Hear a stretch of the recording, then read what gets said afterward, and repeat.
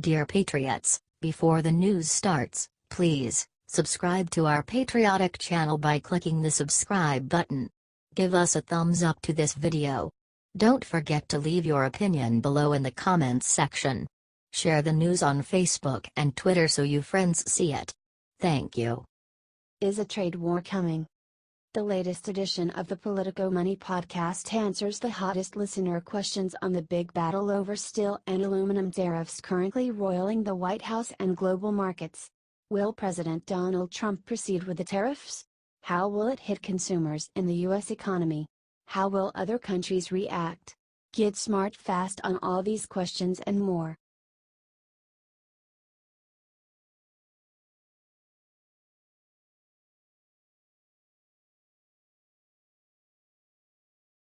It means disaster. White House aides fear more policy chaos after Cohn departure.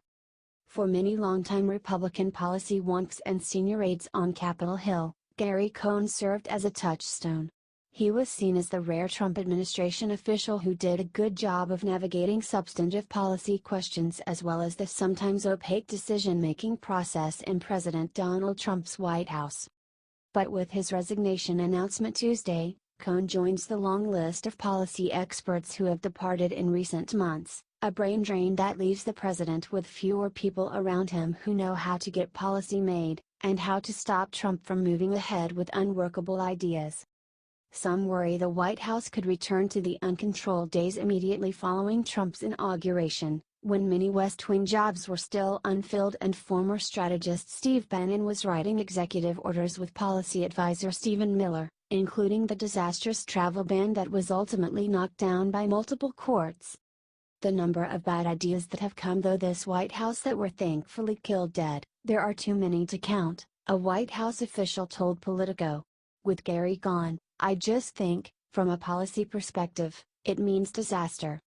Cohn's resignation comes a month after Staff Secretary Rob Porter stepped down amid domestic abuse allegations. Porter, a Harvard Law graduate, had emerged as the White House's lead policy coordinator, corralling the president's often divided advisors in a bid to reach consensus. White House officials were feeling the loss of Porter in recent days, when Trump announced his plans to move forward with steep tariffs on steel and aluminum imports before key legal analysis had been completed.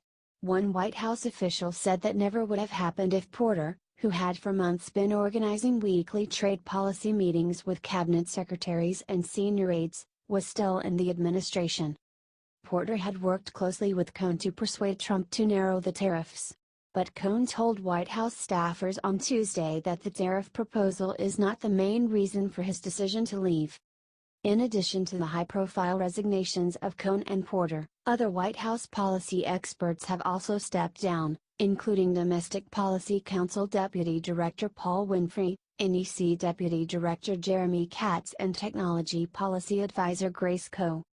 Cohn's upcoming departure leaves the National Economic Council, which under Trump has become the White House's policy powerhouse, without a permanent leader. Several other senior officials on the NEC are separately weighing whether to step down in the coming weeks, according to multiple administration officials and outside advisors to the president. Many on the NEC had already been considering leaving in the coming months, likely sometime in the spring or summer. In the wake of Cohn's departure, NEC staffers, many of whom are deeply loyal to Cohn, were discussing speeding up their exits. People are thinking, maybe I won't be here as long as I thought I'd be, the NEC official said. Meanwhile, rumors were circulating on the NEC on Tuesday that Trump could be tempted to tap trade advisor and economic nationalist Peter Navarro to replace Cohn. That decision would likely be met with universal opposition from NEC staffers. No one on this NEC will work for that guy, one NEC official said. But White House officials said it remains unclear who will replace Cohn, and the issue is still under active discussion in the West Wing. What is a little bit worrisome is the question of who replaces him is coming in the middle of this fight on tariffs that has divided the White House between the protectionist point of view and free trade point of view, said Lan He-chen, a fellow at the Hoover Institution and policy director to the 2012 Romney-Ryan presidential campaign. The question of who will run the NEC now is also a question of whether it plugs the NEC into the process in a functional way. The White House has struggled to attract top-tier talent, and high-profile Washington Republicans have said privately that they would not join the administration. We'll be making a decision soon on the appointment of new chief economic advisor. Many people wanting the job will choose wisely, Trump tweeted on Tuesday night. Another possible Cohn replacement, Larry Kudlow, an outside economic advisor to the president and a former advisor to President Ronald Reagan, has heavily criticized Trump's proposed tariffs, leading to speculation that he won't get the job. It's going to be hard to find a good economic mind who supports the president's current economic agenda on tariffs, a former White House official said. Office of Management and Budget Director Mick Mulvaney is another potential candidate to replace Cohn, according to one close advisor. Mulvaney, a former South Carolina congressman, hasn't spoken publicly about the tariffs since Trump announced them last week. Having a former Goldman Sachs executive is not always the best messenger. It would be nice to have someone communicated in a more understandable way, the advisor said. Cohn's departure was celebrated by Trump loyalists who believed he was trying to moderate the president and persuade him to abandon the promises he made during the campaign.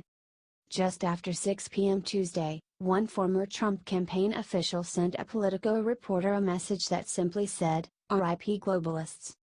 Earlier Tuesday, some Trump loyalists had criticized Cohn's ongoing efforts to weaken or overturn the president's seemingly sudden announcement on steel and aluminum tariffs. "I don't think anyone was prepared for Gary Cohn to launch a one-man war to torpedo the president's policy," said the same official. "Gary is going around and openly launching a crusade against the president. And guys like Navarro and some of the other Trump loyalists inside the White House have really been taken aback by how aggressive he's been."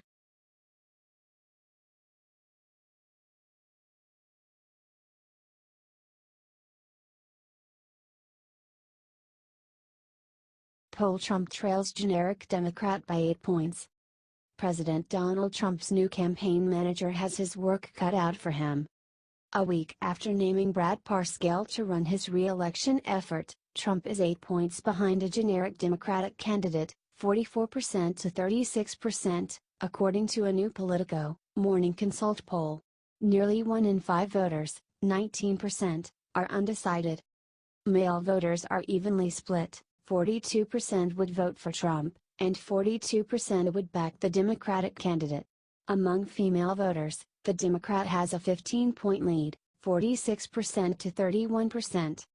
The results fall predictably along party lines. Democratic voters support the Democrat, 82% to 8%, Republican voters choose Trump, 79% to 7%. Among independents, the Democratic candidate leads, 35% to 29%, with 36% undecided. 86% of voters who say they backed Hillary Clinton in 2016 would choose the Democratic candidate in 2020, greater than the 80% of Trump voters who say they would vote for him again. Other indicators also suggest Trump is in perilous shape at this early stage. The president's approval rating in the new poll is 43%, down from 46% last week. And Democrats' lead on the generic congressional ballot is up to 7 points, 44% to 37%. Despite Trump's poor poll numbers, Republicans aren't necessarily better off without him on the ballot. Asked for whom they would vote between a generic, non-Trump Republican and a generic Democrat, 42% of voters pick the Democrat, but only 28% choose the Republican. More than 3 in 10 voters, 31%, are undecided. Trump supporters are lukewarm about voting for any Republican presidential candidate other than Donald Trump, said Kyle Drop, Morning Consult's co-founder and chief research officer. Notably, 80% of Trump voters say they would vote for Trump over a generic Democrat, but only 54% of Trump voters say the same about a generic GOP candidate over a generic Democrat.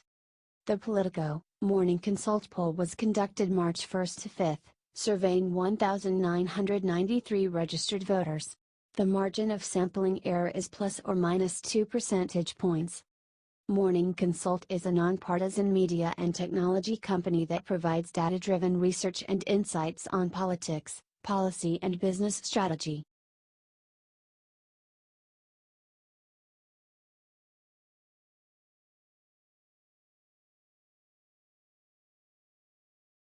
Trump blames past presidents as far back George H. W. Bush for economic woes. President Donald Trump attacked the economic track record of his predecessors Wednesday morning, blaming presidents dating back nearly 30 years for accumulating the trade deficits that he has railed against and pledged to reverse. From Bush 1 to present, our country has lost more than 55,000 factories, 6 million manufacturing jobs and accumulated trade deficits of more than $12 trillion, the president wrote on Twitter. Last year we had a trade deficit of almost $800 billion. Bad policies and leadership. Must win again. #MAGA. Spokespeople for Presidents George H. W. Bush, Bill Clinton, George W. Bush and Barack Obama did not immediately return emails seeking a response to Trump's criticism. While Trump has long been a critic of what he labels unfair international trade, the issue has taken center stage at the White House in recent days after the president's announcement last week that he intends to impose tariffs on the import of foreign aluminum and steel, a step he says will protect American workers. Trump has said any trade war triggered by new tariffs would be easy for the U.S. to win. Even before the official installation of the tariffs, major U.S. trade partners including China and Canada have expressed their displeasure with the president's announced policy. The European Union, which collectively is America's largest trading partner, has threatened to impose reciprocal tariffs. Trump's new tariffs have also proven unpopular with some in his own party and even with some inside the West Wing. Chief Economic Advisor Gary Cohn, who had lobbied Trump hard against the tariffs, announced Tuesday that he would resign from the White House, and top Republicans, including House Speaker Paul Ryan, Republican Wisconsin, have been vocal in their opposition to the president's plan.